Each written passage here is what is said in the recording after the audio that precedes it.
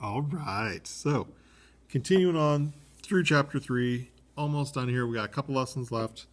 Before we do that, though, back to the last lesson with the kickoff.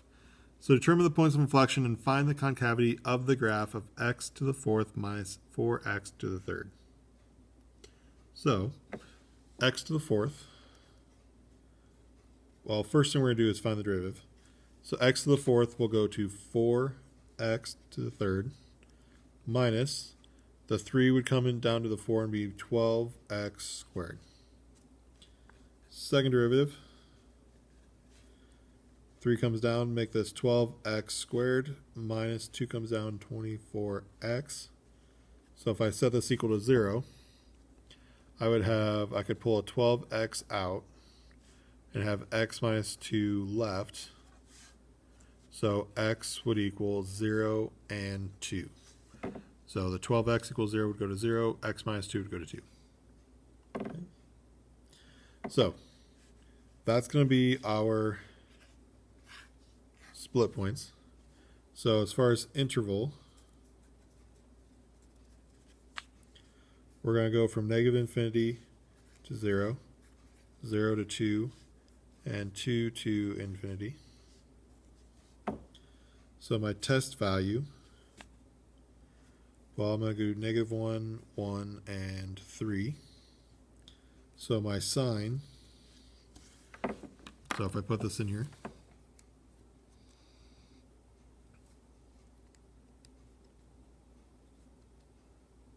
so I'm putting 12x squared minus 24x into my y1.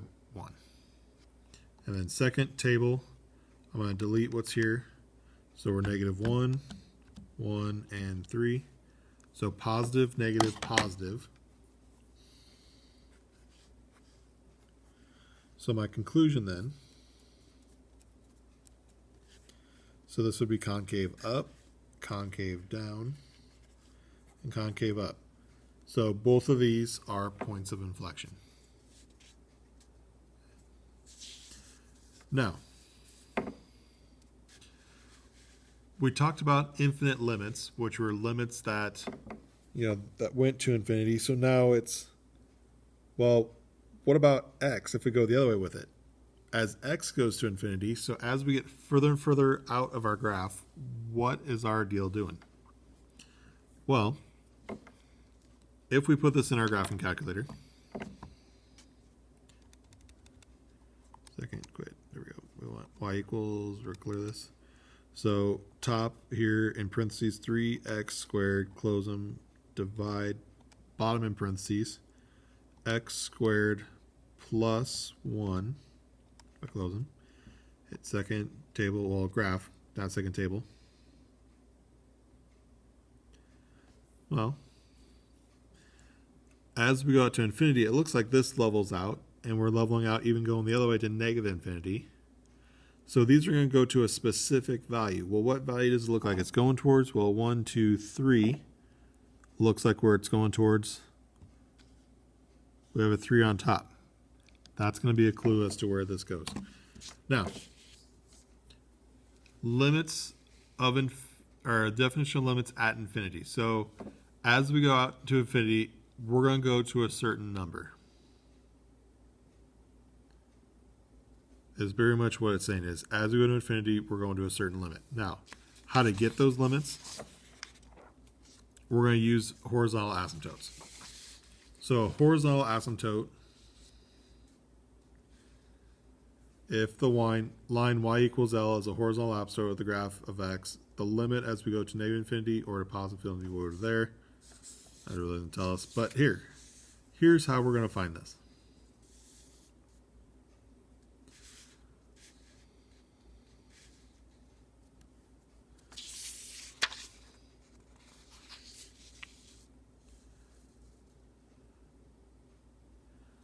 So if we have a constant on top, so here's one way to do this. If we have a constant on top and an x raised to any power on the bottom, the limit as we go to infinity or to negative infinity, this should be a negative infinity, it's going to go to 0. So if we're looking here, if we want to find the limit as x goes to infinity of 5 minus 2 over x squared. So what this is saying is this. The limit as x goes to infinity, well, here we don't have an x, so the limit of 5 is going to be 5. Minus, when we have 2 over x squared, that's going to go to 0 because that's following this form of x to a power. So our limit then is going to be 5. So that's one case. More cases of what to do.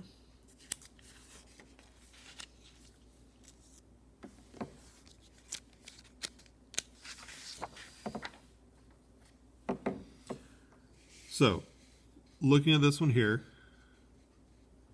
we're not in x over r. So this is called indeterminate form.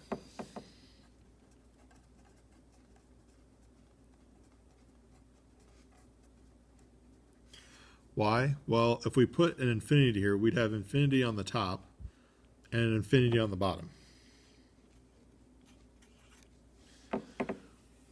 So we don't know what it's going towards, basically in the form that it is now. So what we can do is this, is we're going to do the limit as x goes to infinity of our 2x minus 1 over x plus 1. And we're going to take the top and bottom times a 1 over x. This is going to get it into that last form that we had. So when we distribute this through, we're going to end up with the limit as x goes to infinity of, well, here we'll have 2x over x minus 1 over x. On the bottom, we would have x over x plus 1 over x. So 1 over x times x is x over x. 1 over x times 1 over x. That's where we're getting these from. Well, what can we do? Well, x over x cancels. And so really what we have here is the limit as x goes to infinity of 2 minus 1 over x over 1 plus 1 over x. Well, following that last one, we know that these are going to go to 0, doing the limit. So what we're going to end up with is 2 over 1, which is 2, as a limit. So there's some pattern that are starting to go on here.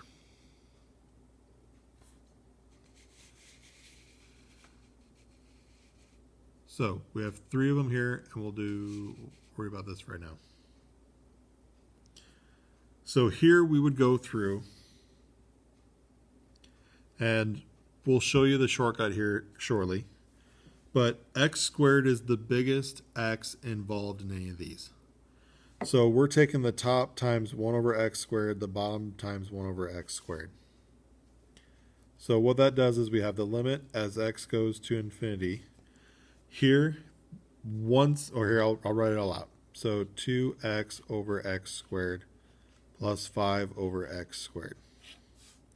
The bottom we would have 3x squared over x squared plus 1 over x squared.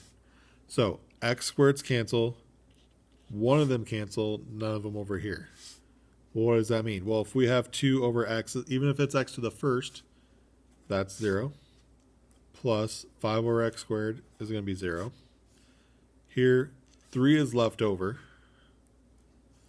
1 over x squared is 0, so we end up with 0 over 3, so in other words, 0. So, when the top has a smaller exponent than the bottom, the limit as x goes to infinity is going to be 0. Here they're going to be the same. So this is like that last one. When they were the same, you're going to end up with 2 plus 0 over 3 plus 0, so 2/3. So when they're the same, it's the coefficients in front as to where this is going to go. Now lastly here, x to the third is the biggest. And so what's going to happen is this. We would get 2 plus 0 over 0 plus 0. Now, that causes an issue. So this is as it's going to infinity. When we have a top the top is bigger than the bottom. This one does not exist.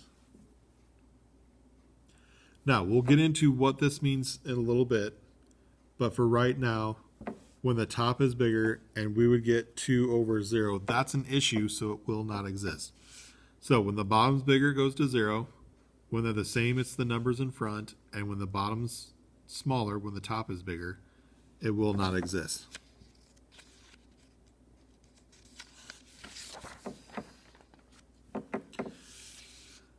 So when we're finding limits, whether to positive or negative infinity, you're looking for those exponents of the biggest term on the top and the bottom. So what this is saying is when the top is smaller, the limit's 0. When they're the same, it's going to be the leading coefficients. When the bottom is bigger, it will not exist. So if we look at this one here, well, we have an x on top and an x squared on the bottom, so it should go to 0, right? No. Because square root of x squared, that technically, square root of x squared would be x. So they're technically the same. So what you end up with would be 3 over the square root of 2, which is an issue. We can't have a square root of 2 on the bottom. So we rationalize, and we would get 3 square roots of 2 over 2. Now, that's going to positive infinity. If we're going to negative infinity, while that's still the case, x squared square rooted is still x, and they're the same, it's the coefficients in front. Because it's squared first, that makes the bottom positive, the top would be negative, and so this will end up being a negative 3 square roots of 2 over 2. So pay attention to that. Because this is just an x, that would make, even though this goes to infinity, this is a positive, or since we're on negative infinity, sorry, that would make this negative and squared is positive, so negative over positive is negative. So watch out for that.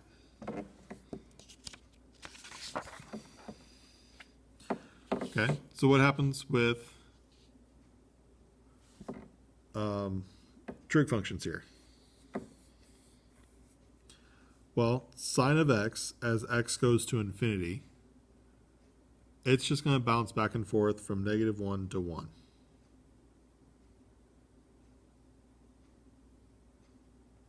So because it's bouncing back and forth, we don't have a specific one that it's going to. It's just going back and forth from negative 1 to 1 because it's bouncing back and forth. And when I say it's bouncing back and forth, sine does this. It just goes back and forth from 1 to negative 1 as we work our way out. So because it's oscillating, we don't have what it's going towards. So that means the limit will not exist. Now, here though is going to be a different story. Because sine is bouncing back and forth from negative 1 to 1, it's always going to stay small. It's always going to be between negative 1 and 1. However, we have an x on the bottom, which is going to go to infinity. So negative 1 to 1 is very small compared to infinity, which makes it small over big. And in this case, we'll go to infinity. No, small over big is 0. Sorry. Small over big is 0. Big over small is infinity. So, even though this is oscillating back and forth and it won't have a limit, the bottom's going to go to infinity. Well, because it's bouncing back and forth between small numbers, we get small over big, which goes to 0. It's going to be that one's limit.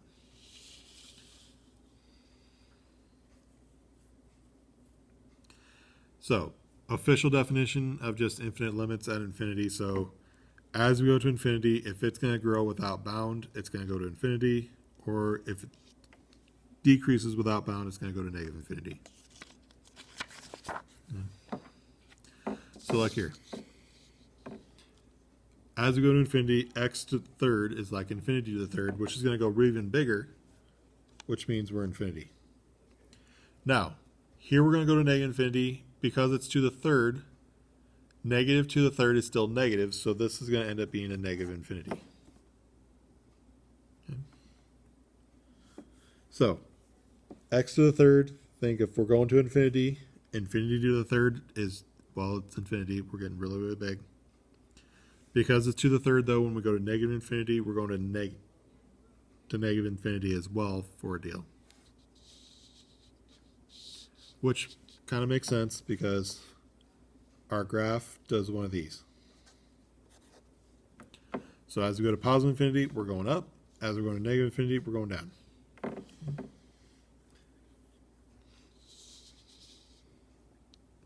Last two problems. So find the limit of each. So 2x squared minus 4x over x plus 1. Well,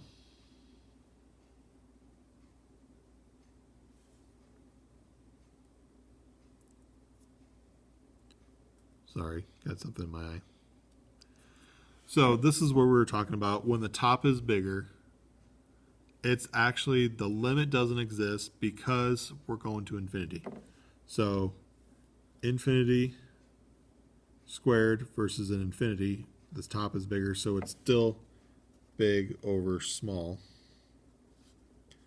which is infinity. Now, the trick here, though, negative infinity,